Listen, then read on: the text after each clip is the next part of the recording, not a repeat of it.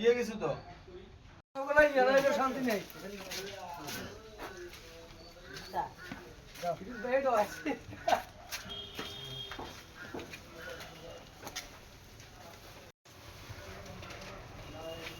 তাড়াতাড়ি তাড়াতাড়ি আয়েন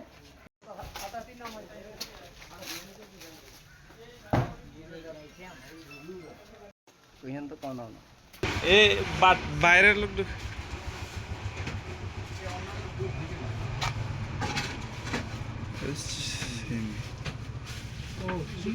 চিনি স্যার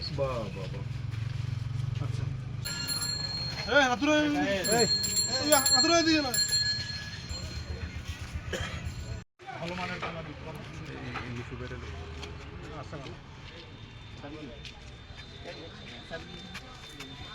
এখানে নতুন করে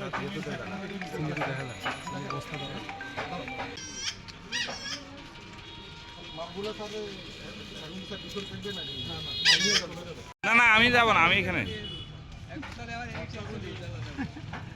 এই ড্রাইভার সাহেব কই যায়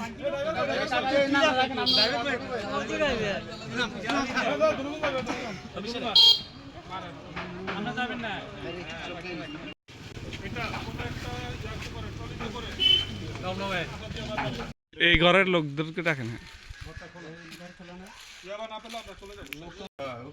আরে ইয়াই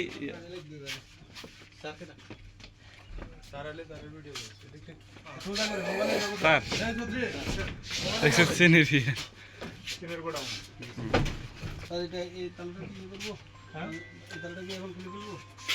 সামনে দিয়ে খুলেন সামনে দিয়ে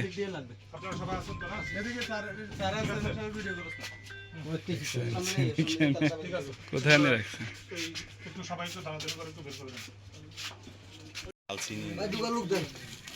আচ্ছা তো চেয়ারম্যান লোক দিব কিছু না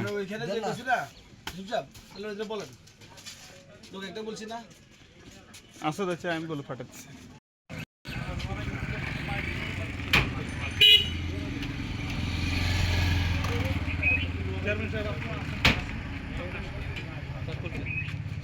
সবাই সামনে থাকেন আমরা সবাই সামনে আছি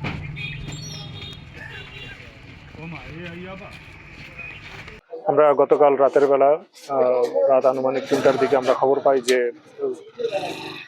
নলছিড়া বাজারে বেশ কিছু চিনি যেটা জাহাজ থেকে অবৈধভাবে নামানো হয়েছে যেটার বৈধ কোনো মালিকানা নেই।